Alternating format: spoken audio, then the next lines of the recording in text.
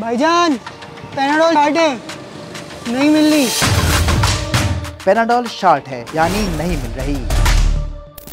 रफ्तार ने ये सुना तो सवाल जहन में आया, पैनाडोल दवा है या ब्रांड? सरप्राइजिंगली ये दवा नहीं ब्रांड है, दवा या एक्चुअल फार्मूला है पैरासीटामोल। यहाँ से सवाल उठता है कि डॉक्टर्स दवा के जेनेरिक नाम के बजाय ब्रांड नेम क्यों प्रिस्क्राइब करते हैं? रफ्तार इन्वेस्टिगेट्स में जानते हैं।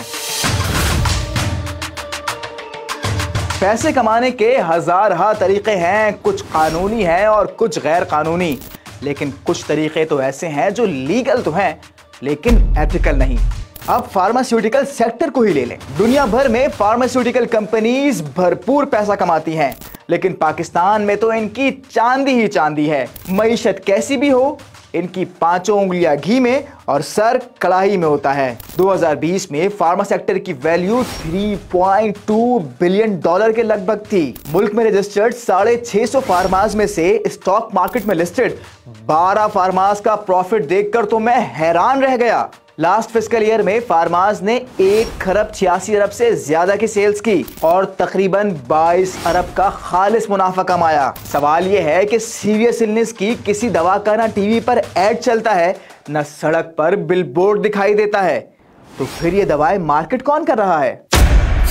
हम करते हैं मार्केट, यानी डॉक्टर की, फार्मास्यूटिकल कंपनीज की सेल्स एंड मार्केटिंग के एम्बेसडर्स हैं।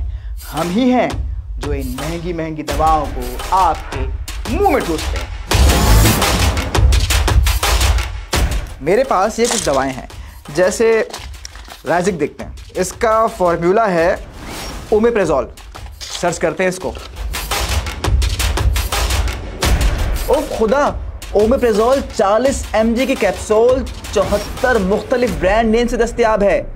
और ये राइजिक जो है, ये 14 टैबलेट का डब्बा 440 रुपए का है। और सबसे कम है एसोविन 198 रुपए की। चलें कोई और देखते हैं।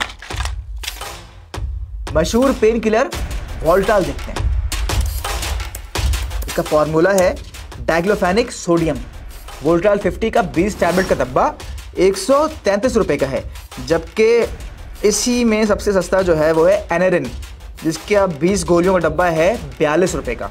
और एक मज़े की बात बताऊं आपको मैं, हर मामले में जो मार्केट लीडर होता है ना, यानी सबसे बिकने वाली दवा सबसे महंगी वही मिलती है। अब ये महंगी क्यों है, इसकी वजह जानने के लिए चलते हैं मैकेनिक की दुकान पर। ये 2 एयर फिल्टर है, दोनों का काम सेम है लेकिन कीमत मुख्तलिफ है। ये लोकल है 40 रुपए का, ये ताइवान का है 70 रुपए का।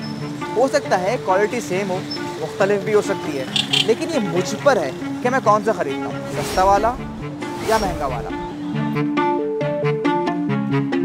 लेकिन दवा के मामले में ऐसा नहीं होता। डॉक्टर जो दवा लिख कर देता है, मुझे वो खरीदनी ही पड़ती है, चाहे उससे अच्छी या सस्ती दवा मार्केट में मौजूद हो। और ऐसा इसलिए है कि फार्मास डॉक्टर्स को उनकी दवा लिखने के लिए फेवर्स और बाज़ मर्तबा पैसे देती हैं। ये फैमिली ट्रिप पे भी जाते हैं, भूर बन जा रहे हैं, मरी जा रहे हैं, या इंटरनेशनल टूर कर रहे हैं, दुबई जा रहे हैं, मैच देखने जा रहे हैं, मैच के टिकट लाके तो कभी किसी डॉक्टर की फरमाइश आ गई कि उसकी बीवी की सालगिरह है, कोई कहता है कि मेरे बच्ची का शादी होने वाली, उसका फर्नीचर चाहिए। ऐसा नहीं है कि फार्मास डॉक्टर्स को बस यूं ही पैसे दे देती हैं, बल्कि उन पर चेक भी रखती हैं। मैं वालदा को डॉक्टर के पास लेकर गया था, तो डॉक्टर ने जो है वो दवाइयाँ चेंज की और नई दवाइयाँ जब लिख के दी तो मैं बाहर आया तो बाहर एक मेडिकल रैप वाला खड़ा हुआ था। उसने मुझसे जो है वो पर्ची ली डॉक्टर की लिखी हुई और उसने उसकी तस्वीर ली। तो मैंने उससे पूछा, भाई ये क्या कर रहे हो?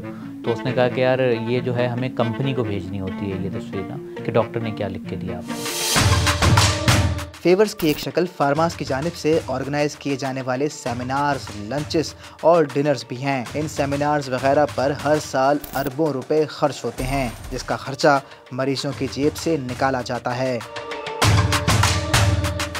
आगा खान यूनिवर्सिटी में साइकियाट्री के प्रोफेसर मुराद मूसा खान डॉक्टर्स और फार्मा के तमाम रिलेशन को अनएथिकल और कॉन्फ्लिक्ट ऑफ इंटरेस्ट समझते हैं। गिफ्ट्स, लंचेस, सेमिनार्स वगैरह को वो फार्मास की रिश्वत तस्वुर करते हैं। सिर्फ दवा प्रिस्क्राइब करना तो शायद ठीक था, लेकिन स्टडीज़ के मुताबिक फार्मास के साथ ज़्यादा रिलेशन के बाद डॉक्टर्स इनअप्रोप्रिएट या गैर ज़रूरी दवा भी तजवीज़ करते हैं। नेशनल बायोएथिक्स कमेटी ने डॉक्टर्स के फार्मास से रिलेशन पर गाइडलाइंस के इंट्रोडक्शन में लिखा, छोटा सा गिफ्ट भी प्रिस्क्रिप्शन पर असरअंदाज होता है।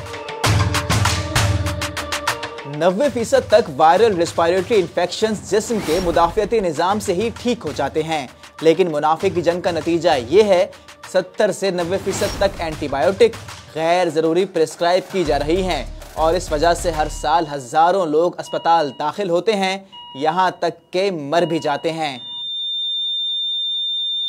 पैसे या फेवर्स लेने का एतराफ़ तो पाकिस्तान मेडिकल एसोसिएशन के सेक्रेटरी जनरल भी करते हैं। ये बात दुरुस्त है कि फार्मास्यूटिकल कंपनीज एंड डॉक्टर्स के दरमियान कुछ अच्छे रिलेशन होने के बाद बहुत सारी चीज़ें गलत हो रही थी और हो रही हैं अभी भी शायद।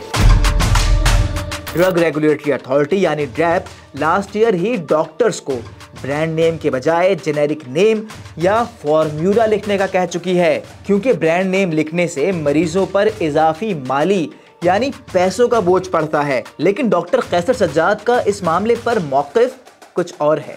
ब्रांडेड सिस्टम चल रहा है और आप एकदम से कह रहे हैं कि जेनरिक ले लें। पैरासीटामोल लिख देता हूं, ये जेनरिक नेम है।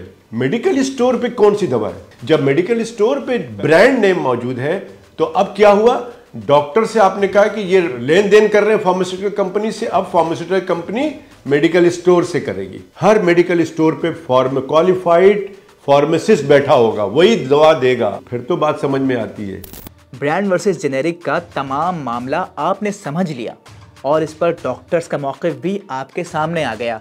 अब आप कमेंट करके बताएं कि क्या डॉक्टर्स ठीक हैं कि जेनेरिक नेम लिखने का फ़ायदा उस वक्त तक नहीं होगा जब तक सिस्टम ठीक नहीं हो जाता, या फिर डॉक्टर्स को जेनेरिक नेम लिखकर दवा का इख्तियार मरीज़ को दे देना चाहिए।